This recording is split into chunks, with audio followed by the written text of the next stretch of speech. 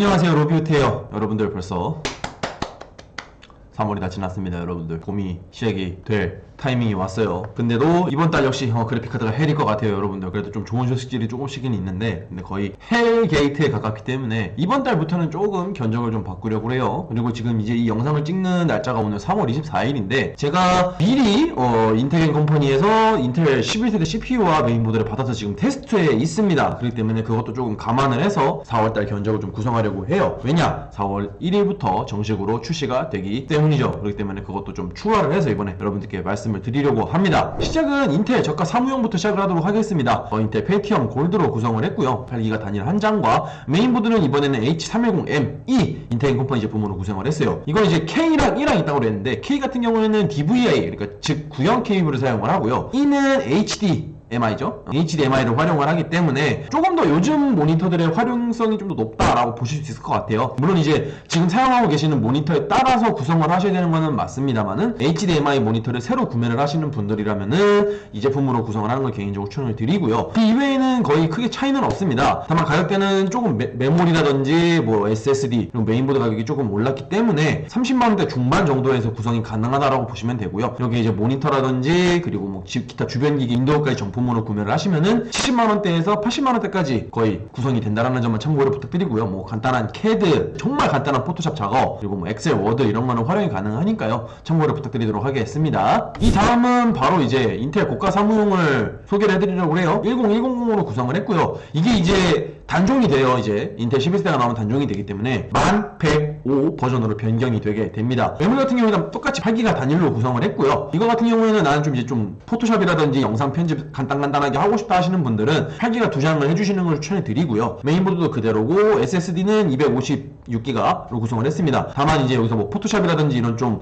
렌더링 같은 작업들이 좀 들어가신다라고 하면은 하드를 추가해 주시는 거를 개인적으로 추천해 드리고요. 쿨러 같은 경우는 딱히 필요는 없습니다. 물론 10400 같은 경우에도 지금 워낙에 가격이 많이 떨어졌기 때문에 10400으로 구성을 하셔도 되는데 다만 정품 내장 그래픽이 있는 i5 10400 같은 경우에는 20만원 거의 근접하기 때문에 가격이 많이 올라간다라는 점 40만원대 후반 혹은 50만원대까지 생각을 하셔야 된다는 점만 참고로 부탁드리도록 하겠습니다. 다음은 이제 라이젠 가정용이에요. 여기까지 같은 경우에는 거의 원래 저가 사무용이었는데 라이젠 내장 그래픽이 아직까지는 좀 더 좋기 때문에 베가 6을 지금 사용하고 있죠. 르누아르 같은 경우에는 그렇기 때문에 이렇게 구성을 했는데 다만 라이젠 같은 경우에는 무조건 메모리를 2장을 구성하셔야 된다는 점은 아직도 단점이기는 단점입니다. 다만 메인보드 같은 경우에 좀 특이한 제품이죠. HDVP 제가 아주 예전에 A320 메인보드를 설명을 해드리면서 HDV 같은 경우에는 HDMI와 DVI 그리고 VGA죠. 즉 D섭까지 활용이 가능하다고 설명을 드렸는데 여기에 P가 추가가 되면요 DP 포트까지 활용이 가능한 메인보드라고 보시면 될 것 같습니다. 그러니까 범용적으로 사용되는 4개의 모니터 단자를 전부 다 지원을 하고 있다라고 보시면 될 것 같아요. 즉 HDMI, DP-포트, DVI, VGA까지 전부 다 활용이 가능한 메인보드라고 보시면 될 것 같습니다. 범용성이 아주 넓고요. 즉 말 그대로 트리플 모니터, 쿼드 모니터까지 활용이 가능한 그런 제품이라고 보시면 될 것 같아요. 내장 그래픽 성능이 워낙에 좀 좋기 때문에 롤, 옵션 타협해서 충분히 가능하다라고 보시면 될 것 같고요. 그 이외의 게임들은 저는 개인적으로 어지간하면은 내장 그래픽 넣어주시는 걸 추천드리고요. 특히 롤 풀옵션 하겠다, 오버워치 최업 하시겠다 하시는 분들은 무조건 내장 그래픽 추가해주시는 걸 추천드리고 그러면 르누아르보다는 인텔 CPU 쪽이 좋다라고만 제가 설명을 좀 드리도록 하겠습니다. 르누아르 같은 경우에는 PCI 3.0 배속이 16배속이 아니라 8배속으로 그래픽카드가 작동을 하기 때문에 조금의 성능 저하가 발생을 할 수 있어요. 그리고 가격적인 부분에서도 저렴하다라는 것만 좀 참고로 부탁을 드리고요. 가격은 50만원대 미만이고 뭐 간단한 CAD라든지 요즘 그리고 학생들의 경우에는 코딩도 좀 하잖아요. 그런 부분에서 활용성이 좀 더 범용성이 높다라는 점만 참고를 부탁드리도록 하겠습니다. 그럼 이제부터 좀 중요한 부분인데요. 게임용들에 대해서 좀 설명을 해드릴게요. 일단은 최저가로 구성할 수 있는 게임용 그리고 범용성이 높은 게임용 그리고 AMD 게임용 이렇게 구성을 했고요. 일단은 최저가 게임용인 가장 저가 게임용부터 한번 설명을 좀 드리도록 할게요. CPU 같은 경우는 확실히 10400F가 지금 가장 저렴합니다. 가장 저렴하고 뭐 대항마로는 라이젠의 3600이 아직도 풀려있기 때문에 3600이 될 것 같은데 3600 같은 경우에는 거의 전체적으로 B450 메인보드를 넣고 쿨러 구성하면은 인텔 구성에 비해서 한 10만원에서 20만원 가까이 차이가 나는 경우가 발생을 하기 때문에 어쩔 수 없이 인텔로 구성을 할 수밖에 없어요. 있어요. 저가형에서는요. 훨씬 더 저렴하고 성능도 3600에 비해서는 좀 더 좋기 때문이죠. 이제 여기에 들어가야 될 그래픽카드는 무엇이 될 것이냐. 1050 Ti 20만원대 중반, 1650 슈퍼 20만원대 후반, 1660 슈퍼 50만원대 초반, 이런 식으로 보시면 될 것 같아요. 파워도 그래서 600W로 구성을 했고요. 솔직히 600W이기 때문에 3060까지는 충분히 구성이 가능한 견적이라고 보시면 돼요. 조금 무리하면 3060 Ti도 넣을 수는 있는데요. 그렇게 되면 3060 Ti를 넣었을 경우에는 뭐 150만원대가 넘어가는 거는 뭐 당연지사고요. 이 3060을 넣었을 때가 한 130만원대 중반 정도까지 나오는 견적이라고 보시면 되고, 1660 슈퍼를 넣으면 한 110만원대 미만에서 구성이 가능하다고 보시면 됩니다. 즉 1650 슈퍼로 구성을 하시면은 뭐 배틀그라운드 같은 경우에 국민 옵션에서 한 100Hz 정도 구성이 된다고 보시면 될 것 같고요.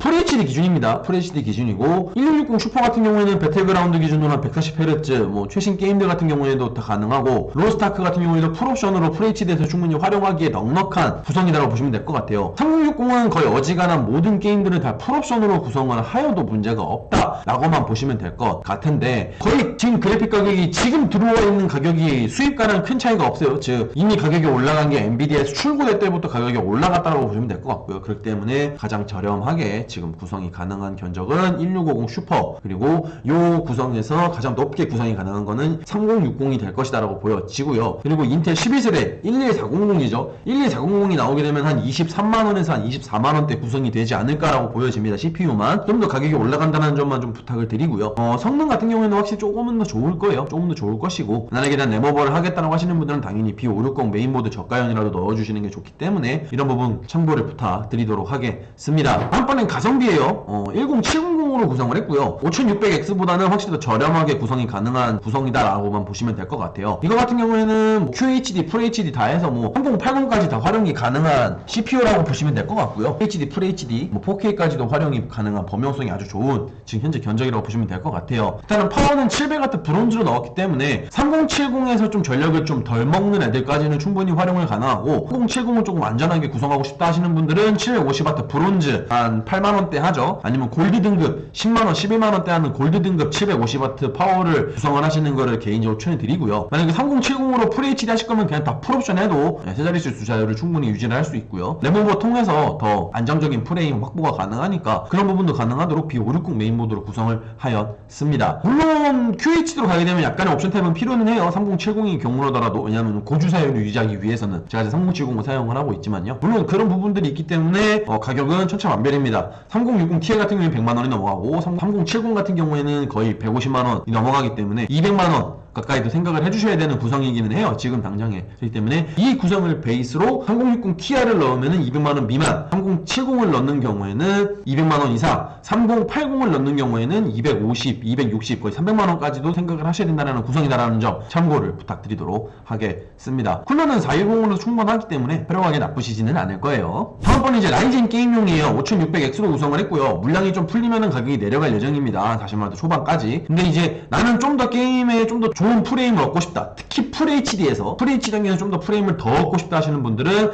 5800X죠. 5800X로 구성을 해서 메모리를 오버클럭을 이빠이 넣을 수 있게 구성을 하고, 쿨러를 AS500 플러스 같은 디프에서 나온 제품이죠. 조금 더 좋은 공랭 쿨러를 사용해 주시는 것을 개인적으로 추천을 드리고요. 파워는 700W로 구성을 했기 때문에 3070까지는 무난하게 활용이 가능합니다. 다만 나는 3080, 3090을 가서 QHD나 4K를 하시겠다 하시는 분들은 750W, 850W 혹은 1000W짜리 골드 제품을 구성을 해주시는 것을 개인적으로 추천을 드리고요. 렌더링, 인코딩을 중점으로 하는 일을 하시는 분들이라면은 이거로 메모리를 32기가 구성을 해서 렌더링, 인코딩 전문가용 구성을 하셔도 되고요. 다만 어도비, 프리미어, 코딩 이런 쪽은 인텔 CPU가 훨씬 더 최적화가 잘 되어져 있기 때문에 안정성, 프리뷰에 있는 뭐 그런 버벅임, 오류의 가능성 훨씬 낮다라는 점만 참고를 부탁드리도록 합니다. 기본적으로 아까 가성비 게임용이랑 비교를 해서 10만원 이상이 차이가 나요. 그렇기 때문에 여기에서 뭐 아까 제가 말씀드렸던 3060 Ti를 넣으면 200만원 가까이 될 것이고, 이거 같은 경우에는 3070 넣으면은 220만원, 230만원, 40만원대까지도 보셔야 되고요. 3080 넣으시면은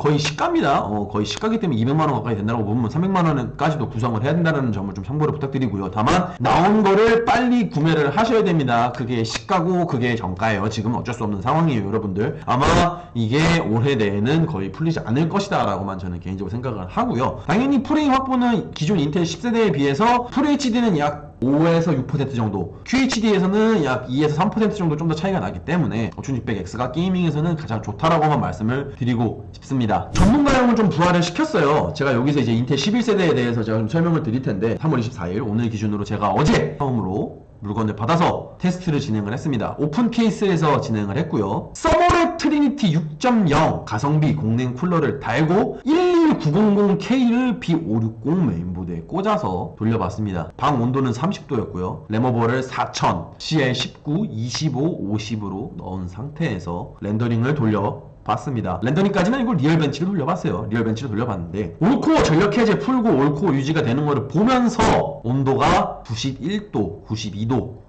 정도 최대가 나왔습니다. 평균적으로 88도에서 89도 정도를 유지하는 거를 제 두 눈으로 확인을 했어요. 그렇기 때문에 게임용으로 하실 분들은 10900을 달고 오버클럭 안 하고 올코어 해제만 하고 램오버만 하겠다라고 하시면은 충분히 서머랩 트리니티로 발열을 잡을 수 있습니다, 여러분들. 다만 나는 이거를 작업용으로 쓰고 싶어 하시는 분들은 제가 여기에 넣어 있는 쿨러 있죠. AS500 플러스 혹은 나는 렌더링, 인코딩 시간이 1시간이 넘어가는 고용량 렌더링, 인코딩 작업을 하신다라고 하시면 당연히 수냉 쿨러 가셔야 돼요. 다만 가성비 수냉 쿨러로도 충분히 발열을 잡을 수 있다는 점 여러분 참고를 꼭 부탁드리도록 하겠습니다. 그러니까 상당히 발열이 우려했던 것보다 낫다라는 점 좀 참고를 부탁드리고요. 제가 요즘에 인코딩, 렌더링 뭐 이런 작업적인 부분에서 많은 좀 공부를 많이 했어요. 지금 이슈가 좀 많이 돼가지고. 자, 여기서 결론을 내어드리겠습니다. 어도비 계열, 프리미어 프로 계열 이런 거 있죠? 어도비 계열 쓰시는 분들, 나는 인코딩, 렌더링이 주력이다. 지금까지 AMD만 써봐서 프리뷰에서 버벅이는 걸 못 느껴봤다. 프리뷰는 당연히 버벅이는 것이다.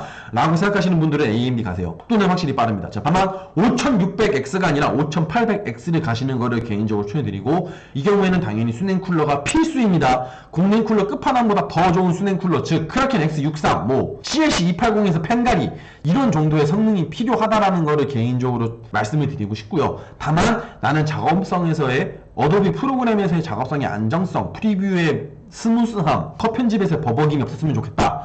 내가 작업하는데 실 환경에서 좀 더 좋았으면 좋겠다. 오류가 적었으면 좋겠다. 무조건 인텔로 가세요. 특히 지금 10900이 아주 가성비로 잘 풀려져 있습니다. 10코어 20세대예요, 여러분들. 10900 K 말고 10900 같은 경우에는 정말 가성비 공랭 쿨러, 가성비 수냉으로도 충분히 발열을 잡을 수 있기 때문에 훨씬 더 안정적으로 구성이 가능하다는 점만 참고를 부탁을 드리도록 하고요. 그리고 이제 그 이외에 뭐 코딩, 예를 들어서 C++, C샵 이런 거 하시는 분들은 라이젠, 인텔 크게 상관없어요. 가성비로 가세요. 두 개 다 뭐로 해서 가성비로 가세요. 이거는 작업 성능이랑 큰 차이가 안 나요. 어차피 안정성이고 본인의 손, 타이핑이 더 중요하기 때문에 뭘 가도 상관이 없습니다. 그리고 내장 그래픽으로 사용을 가능하기 때문에 르누아르를 가셔도 상관없고요. 인텔 10400 같은 경우를 가도 상관이 없습니다. 본인이 구성을 해서 좀 더 저렴한 거 가셔도 문제가 없다라는 점 참고를 부탁드리고요. 다만 이제 여기서 코딩 있죠? CAD죠, 한마디로 CAD 라인업들 제가 열심히 찾아봤습니다. 아직도 다중코어를 지원하지만 2코어가 끝이에요, 여러분들. 즉 이 말은 뭐냐, 라이젠을 갈 이유가 하등의 가치가 없어졌다는 겁니다, 여러분들. 제가 진짜 엄청나게 많이 찾아봤어요. 주변에서 뭐 건축 프로그램 돌리는 사람들, 뭐 별의별 거 돌리는 사람 다 봤는데 라이젠 안 가도 됩니다. 그냥 인텔 가세요. 솔직히 더 싸고 지금 인텔 10세대 가성비로 풀리는 애들 사는 게 훨씬 더 쌉니다. 다만 3D 그래픽으로 렌더링 건축물까지 다 돌린다 하시면 라이젠을 가셔야 되고요. 나는 그런 거 없이 2D 오토캐드만 돌린다, 3D 오토캐드만 돌린다 하시는 분들은 3D 오토캐드는 외장 그래픽 저렴한 거 하나 넣고 인텔 구성, 2D 그래픽은 인텔 내장 그래픽 구성으로 하시는 게 더 낫습니다. 왜냐? 1코어, 2코어, 싱글코어 성능 자체는 아직도 인텔 쪽이 훨씬 월등히 좋기 때문이죠. 왜냐? 맥스 부스트라는 기능을 활용을 하면 훨씬 더 높은 클럭을 유지를 하기 때문입니다. 그렇기 때문에 지금 가성비로 나와져 있는 10600K 아니면 지금 나온 11600K 같은 제품을 가시는 게 좀 더 성능적이나 가성비적으로도 훨씬 좋지 않을까라고 개인적으로 생각을 드립니다. 즉 전문가용 견적을 저한테 상담을 받으시고 싶으면은 댓글로 답을 달아주시거나 아니면은 퀘인사전 쪽지를 남겨주시면은 제가 여러분들께 자세하게 설명을 해 드리도록 하겠습니다. 이번 4월 견적은 여기까지고요. 여러분 구독과 좋아요, 알람 설정까지 꼭 부탁드리도록 하겠습니다. 정말 좀 이 그래픽이 없는 상황이 빨리 좀 풀렸으면 하는 개인적인 소망이기 때문에 여러분들의 좋은 구매가 되셨으면 하는 4월 한 달이에요. 네, 여러분들 다음 달 월간 견적에서 뵐 수 있도록 하겠습니다. 아디오스!